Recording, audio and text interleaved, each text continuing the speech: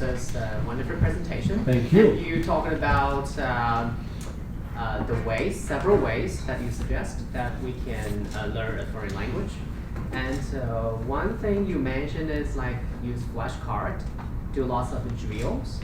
But I don't know for other European languages, will we do lots of drills in the classroom? But definitely for learning Chinese, yes. And even for lots of the prestigious programs now in the United States, including Harvard or Princeton, and I also taught for Middlebury College for the summer program there. Lots of drills, but students there and students here as with Leanne, they are all very highly motivated students, and they don't care if sometimes it is a little bit boring.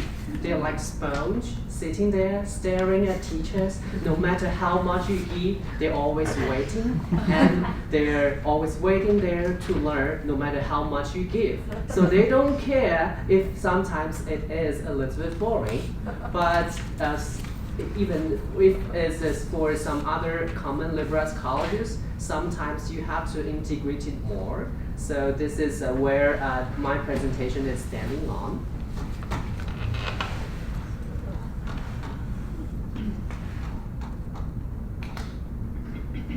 And Kaida, can you also introduce yourself? Yeah, here we go. I'm Kaidi, goes by Kai, you can call me Kai. I'm now a Chinese lecturer at Trinity College. Actually, this is a program that I once taught at Allegheny College and Trinity College, and the textbook we use is called Integrated Chinese. They're more structure-based, and sometimes we do not have lots of cultural components, especially for first year and second year students. That's why I mentioned that lots of programs now, even for some prestigious programs, they are more structure-based. At least for 100 level and 200 level Chinese classes. But why I'm saying this, because actually it's kind of dialogue with current mainstream Chinese teaching philosophy now, especially in the United States, especially for the first year Chinese. So there's no denying that drills are very important. Drills are productive towards students' outcome and language proficiency. And using the target language to communicate is important. So like doing in Chinese is important. Comprehensive input, push output in target language is important. But as I just mentioned, doing drills in target language is particularly effective when working with highly motivated students.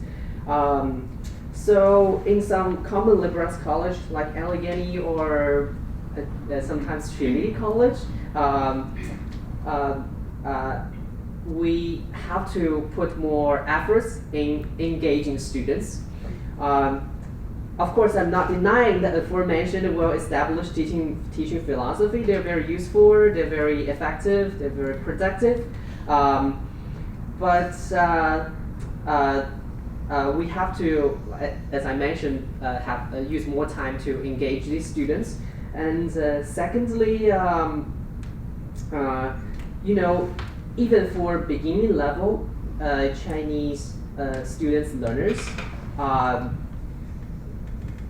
the further the linguistic and the cultural distance between the two languages, the more important the cultural norms are.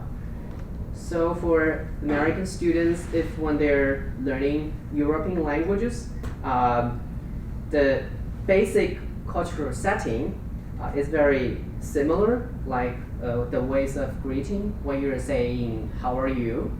But if you translate into Chinese, the settings when to say how are you is very different. And even when guessing some words, if I don't have any background in those languages, actually I cannot get any of them. So that's why I say cultural norms are very important, even from the first year of Chinese language learning. Because we hope the Chinese learners will be equipped with the social cultural cognition and the awareness that are widely shared by native speakers and native culture. and they then can sound intelligent as a well-informed foreigner in this kind of intercultural communication. And being able to negotiate and jump between the cultures and building their own personas. So in this sense, we emphasize the significance of culture. Okay, and so this is what we did. We changed the textbook to this one rather than the previous one we had. The previous one is more traditional one, and for this one, they separate reading and speaking, and with more emphasizing culture, as I mentioned. Even from the first year, they have to know these cultural norms. So what kinds of factors they have to consider? We will take region, age, gender, and style or register, and then some nuances, means the relationship between the speakers. I think if they are learning European languages, they will have very similar cultural settings. But for Chinese, it's very different. So I think it's very necessary for them to know who they are speaking with. And then we will also hold these all. First, we will have the cultural notes, and then we will have a situational exercise. For these cultural notes, we just want to give the students a notice.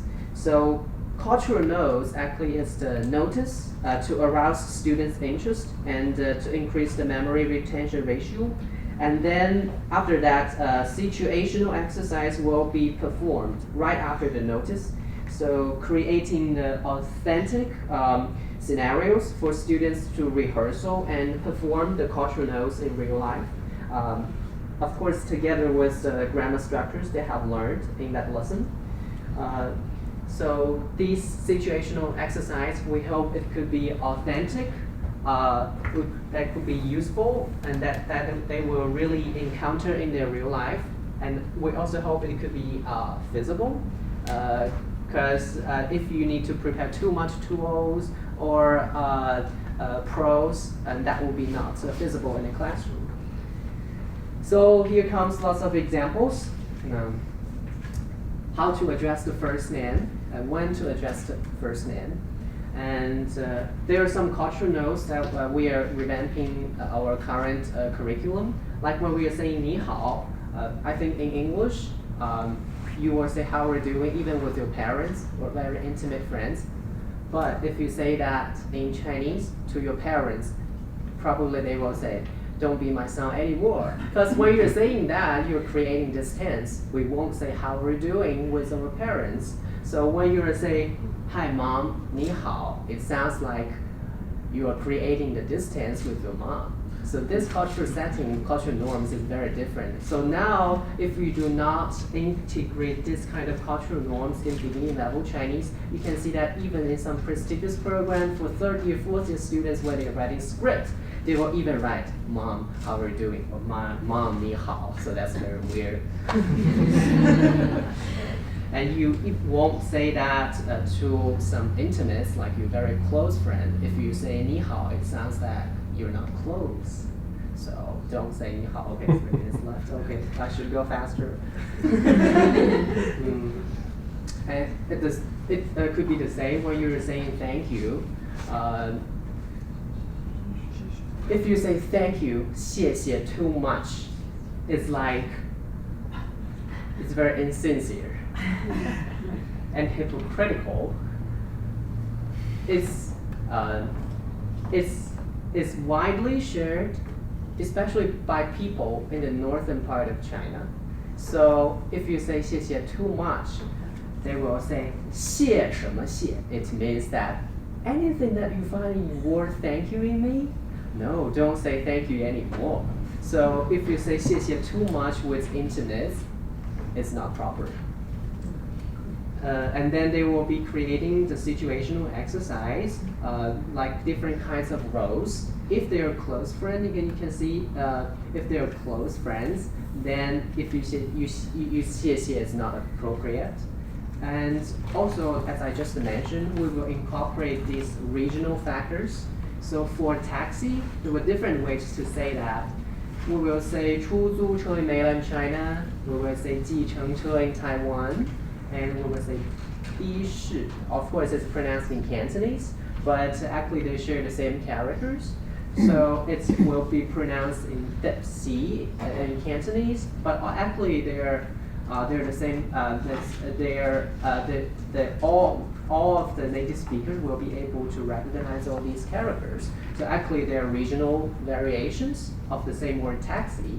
So if they go to different parts of Chinese-speaking community, they will know how to say these words, and they can pick up the appropriate one when communicating with people from different parts of the Chinese-speaking community. And then they will also give some cultural notes of the traffic situations in Beijing. And then you can see the only difference is the tones here, and there's a kind of joke here. The capital is also the capital of conjunction. And then they will be also introduce some like cultural notes, like what does this word come from? So it's a system adopted from the former Soviet Union, like the foreign expert system, 外国专家. And then they will also give this regional difference of how to address a driver in different regions of Chinese-speaking community. And then they will be given a situational exercise. These you can see that they are in Beijing, so they are calling the taxi company, which means that if they want to call the driver, they have used the mainland China way to call the driver rather than the way that used in Taipei or Hong Kong. So, and then you will go to the foreign expert building. So they will also need to increase the cultural notes that I just mentioned. And then and they also to call the taxi company, and then to go to be the East Gate of a certain university. All these names are authentic, and also they are to say the east part and west part is also the grammar of that unit. So you can see for this situational exercise, we integrate all the cultural notes and the grammar together for them to perform. Kaidi. Yeah. Unfortunately, time is up. Okay. But thank you so much for relaying these cultural differences. Okay.